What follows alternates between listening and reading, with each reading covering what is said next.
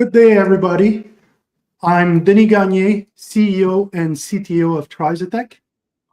And I'm John Svirbely, CMIO of Trisotech. And in today's webinar, we'll be talking about suicide prevention and how you can use AI, FHIR, and BPM plus modeling tools for the early detection of risk and coordinating of care. Next slide, please. Oh, I forgot to mention slides and recordings will be available after the presentation. Okay, let's talk about the problem. This is a summary slide from the CDC, and it contains a lot of information. We can see that about 49,000 people actually commit suicide every year, and that number has been stable, well, it's been constant for several years. But on the right, you can see that almost 4% of the population actually seriously thinks about suicide. When you say seriously, that's a pretty significant level of interest. And so there's probably people who an even larger number of people who are mildly or moderately interested in committing suicide.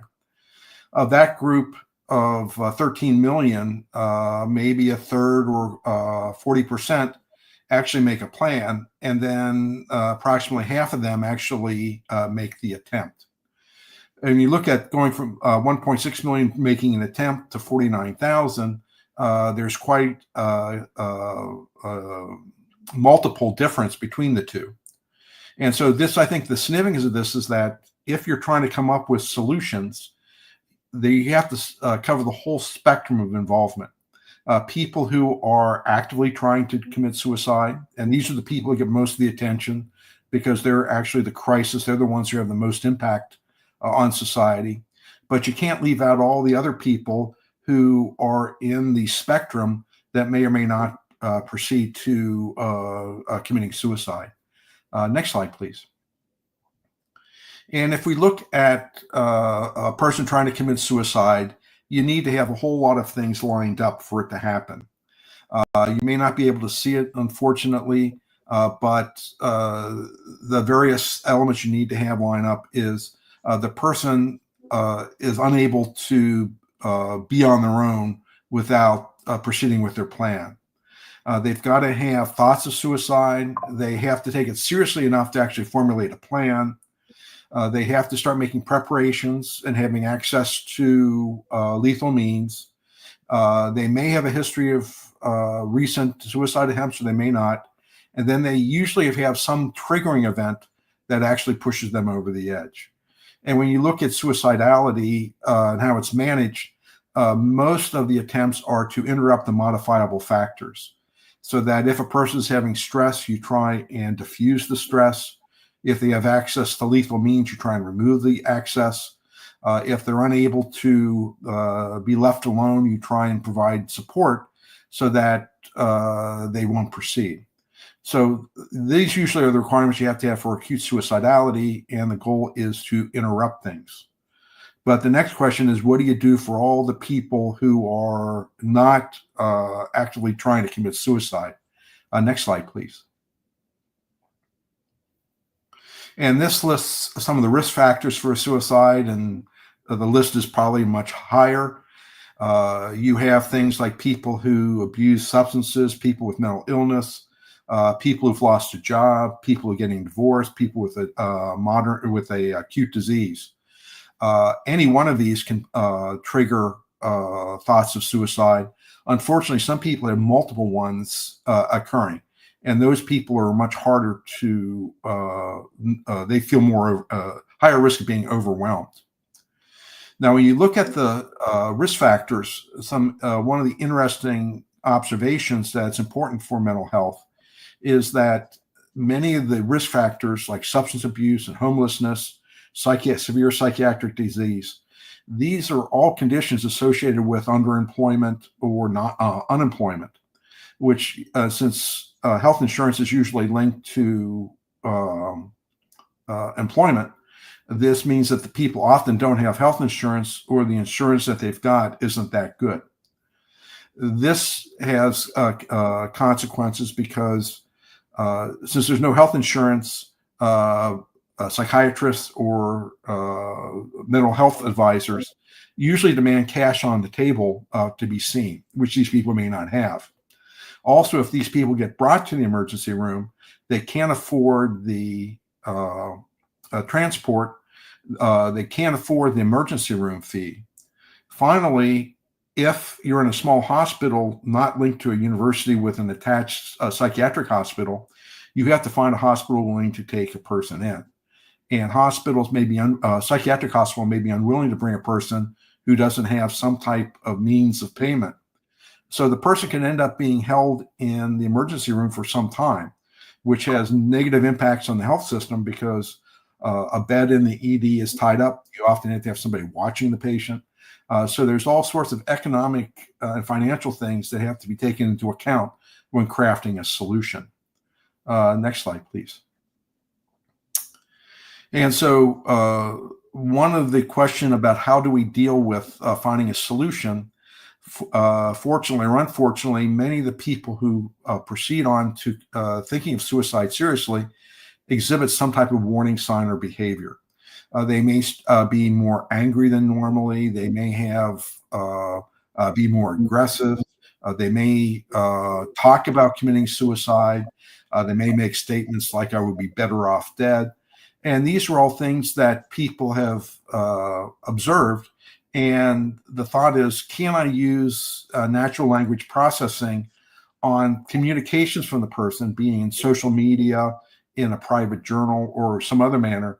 Can I see patterns of keywords or phrases that can alert me to a person who may need an intervention that can prevent things from proceeding to the point where they become suicidal? So that's really the focus of what Denis will be showing next in the solutions with BPM plus modeling. Thank you, John. So not necessarily the solution, but part of the solution is to try to bring not only people and qualified personnel, but also to bring a bit of technology into this. So what we're going to showcase today is a project that started with some HL7 connectathon. So the work was started based on the VHA and DoD guideline for suicide prevention. We've worked with the VHA specialists to create those models, and these efforts led to two HL7 connectathon, connectathon 35 and 34 and 35 on this topic. We then went on and added to this. So part of the research led us to understand that by using some technology to do monitoring of patients, we are able to create some early detection and at least intervene at the right time, or hopefully at the right time. So this was based on a particular evidence base that was published in different situations. So what we did is we did a simple example. This is by no means a production-ready element, but it showcased many different aspects. So using a low-code BPM plus type of model, we created a model that basically acts as this journal, so a patient journal that is asked every day how he feels.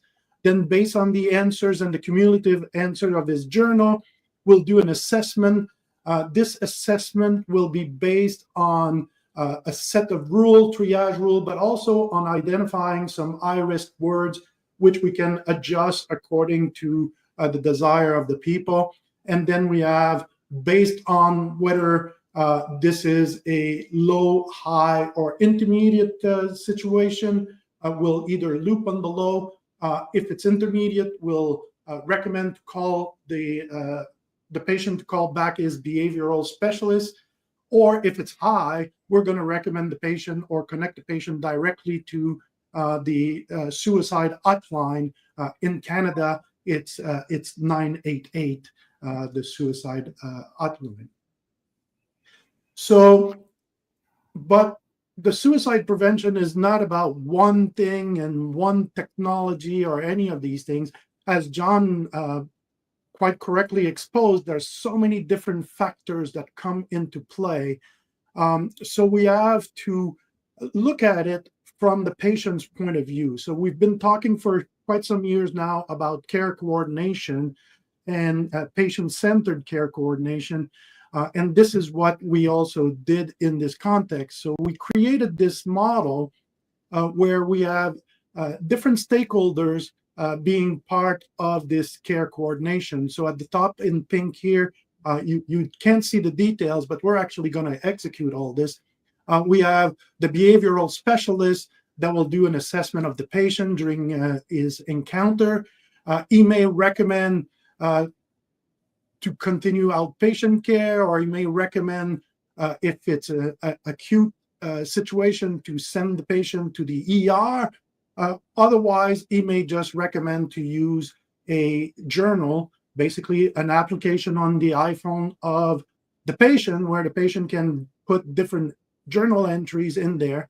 And that particular journal has the capability of identifying, as displayed before, to call 988 or refer to the emergency. If the person is sent to the emergency, and that's where the work of Connectathon 34 and 35 come into play. This is the work that was done based on the VHA and DOD suicide prevention guideline. At the VHA and DOD, they used the Columbia Suicide Severity rating scale to assess if there is a high acute, then the person is sent to the behavioralist, the behavioral specialist at the hospital, where a comprehensive suicide risk evaluation is done. And then depending on the outcome of that evaluation, the patient may be returned to outpatient to meet again with his specialist, behavioral specialist, or the patient, if in a acute risk, may be referred to an inpatient context. And within the inpatient context, we'll treat the patient for his intention, suicide intention, and we'll also develop a safety plan, and we'll loop in there until the patient is considered a low risk, so we can discharge him back, and then he can go back to meeting as an outpatient his behavioral specialist. So you can see here, we have coordination of different stakeholder or organization that intervenes in different ways, but all centered about the patient. It's all about the patient and where he is in that particular context. And this is the orchestration all requires a FHIR to be operational for people to exchange the information. So the handoffs that occur do require exchange of information. One of the challenges in exchanging information between different providers and stakeholders is the sensitivity of the information. A patient has the right to block recipients. So some people, some providers who may be blocked by the patient may not know that something has happened, or providers who are trying to be realizing that the chart can be seen by other people may tone down some of the information that's included for transport. But to make this orchestration occur, we do need to have FHIR operational for that. Thank you, John. So fundamentally, what we'll show you is that the patient will go through his encounter at the behavioral specialist. Then let's assume that the specialist recommends more counseling and the use of the journal. The patient will then can loop into the journal for as long as he wants. Something, if an intermediate assessment is made, then he's referred back to his behavioral specialist, and he comes back to his next meeting. Then the specialist can reassess the situation. Maybe again, it's just continue to use the application. And then the patient may, in his journal, raise some issues that will then request to call the hotline. The hotline will discuss with the patient and make a recommendation. If there's a crisis, it will recommend that the patient is sent to the ER, and there will ensue the different activities within the ER. This is a notional model to showcase what's going on and all the way in through this coordination of the care of the patient. Now, we also, because the BPM plus language, BPMN, CMMN, and DMN, are both human readable visual notation to understand the notion of what's going on, but they're also executable language. So we can actually execute this model, and I'm going to demo that to you right now. So let me start this. So now we're at the behavioral specialist, and the patient is having an encounter with his psychologist or psychiatrist. And then the specialist will do an assessment and fill up this particular form about his assessment of the patient. Let's say the patient has a history of suicide attempt, but he has no plans, has no intent to commit suicide, has no current thought of self-harm, but does face some significant problem or stress situation. So based on that, the behavioral specialist will recommend to increase the counseling and will also provide a safety plan to the patient. And part of the safety plan will be for the patient to use his electronic journal out of his phone. So we're now into this mock-up of the electronic journal of the patient. Things are beautiful today. I'm having a great day. I'm so happy. Then the next day, the patient may put, I'm really frustrated. Everybody at work is not really engaging with me. My boss is always picking on me. It's been a hard day.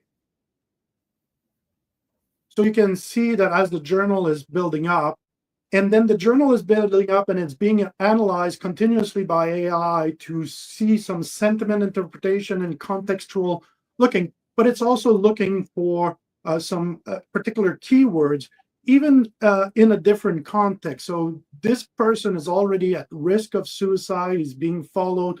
He's got this tool to follow him. So even if he says something like, I'm so happy, I just got a gun for my birthday. Now, this fact will automatically, on the app, suggest to the patient to call the hotline. So basically what just happened is the fact that the person is in a precocious situation and has just received or acquired a gun raised the level of concern one level up. So we'll ask the person to call the hotline. He then calls the hotline. So now we're the hotline specialist or the crisis responder. We'll talk with the patient, discuss the situation, and we'll either decide that this is just a simple situation, just call back your psychiatrist or psychologist, or recognize that the patient is in actual crisis. And if he recommends that the patient is in crisis, then he will refer that patient to the ER. So once the patient arrives at the ER, given that he was referred in a crisis situation for suicide, the Columbia suicide severity scaling will be applied. So the questions will be made. This is an actual FHIR questionnaire. So you'll see that as the answers, and I'll just answer here boldly, you see new questions appear depending on the previous answer. That's part of the FHIR questionnaire logic and the FHIR questionnaire capability. So let me go all the way here so that we can create a situation. Then the patient, based on the Columbia suicide rate scale, was recommended to do a comprehensive suicide risk evaluation. So he's meeting with within the hospital the emergency for acute suicide assessment. Let's say that it is deemed that he's got intent and that he's not really able to maintain safety for himself. So he will be then discharged from the ER and transferred to an inpatient facility. Once at the inpatient facility, he'll be admitted there. Then we'll treat the patient for his current situation. This can go on for quite a few times. Let's say he's at intermediate risk. We'll continue to treat him, and we'll continue to treat him until he's low acute risk. Once he's low acute risk, we'll make sure that we have a safety plan for that patient so that we can actually discharge the patient and return him as an outpatient to his behavioral specialist. And then we just restart that same kind of loop or context that we just did. So that way we have actual coordination from the patient point of view with all the different stakeholders being involved. So we basically took this path here. We looped on the journal for a while. Then we got that 988 recommendation that sent us to the ER. At the ER, we did the Columbia screening. The Columbia screening actually took us down to the CSRE evaluation. And then based on that evaluation, it was decided to send the patient to the inpatient facility where he actually was treated for his situation. A safety plan was done, and once the safety plan was done, we could discharge the patient back to the behavioral specialist. So this is what just executed. We were showing you with little icons to showcase that we're switching from system from a different stakeholder.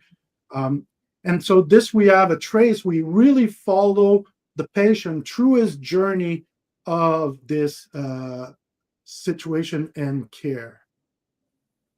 Now, the current natural language processing is relatively simple in the current model. It looks for keywords or key phrases that have been identified as being associated with suicidal thought.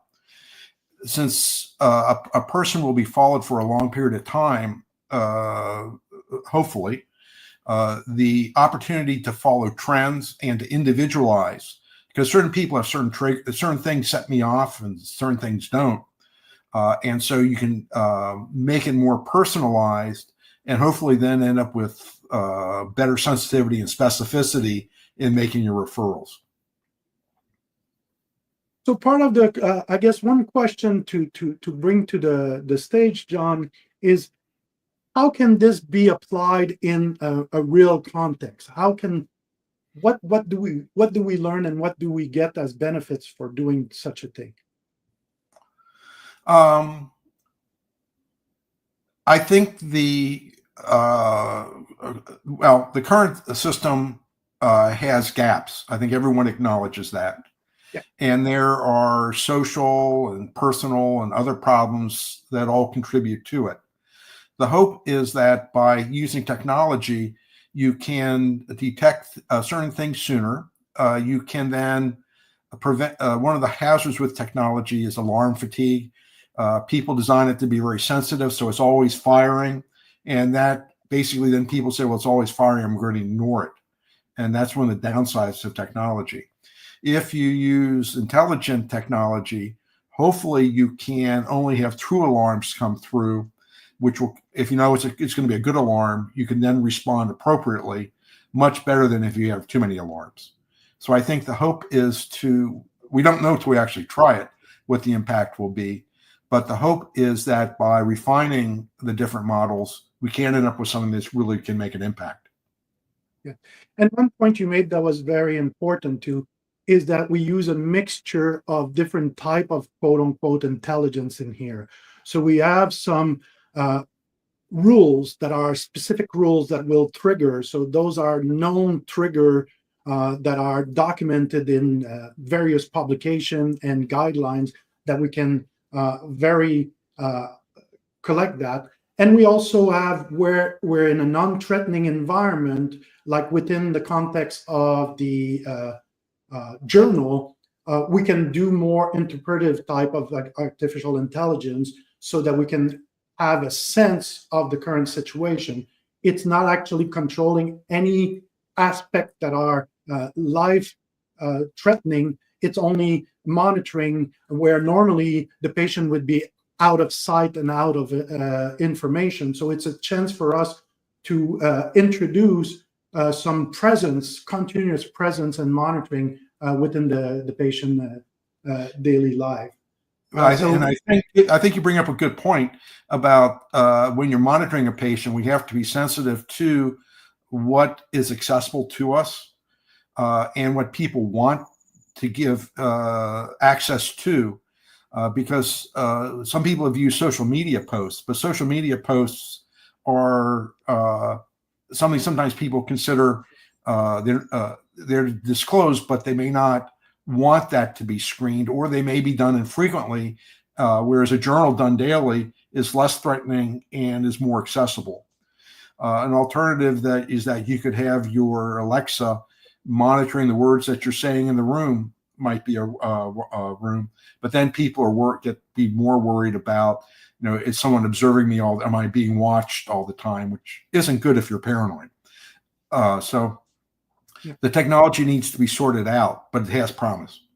Yes.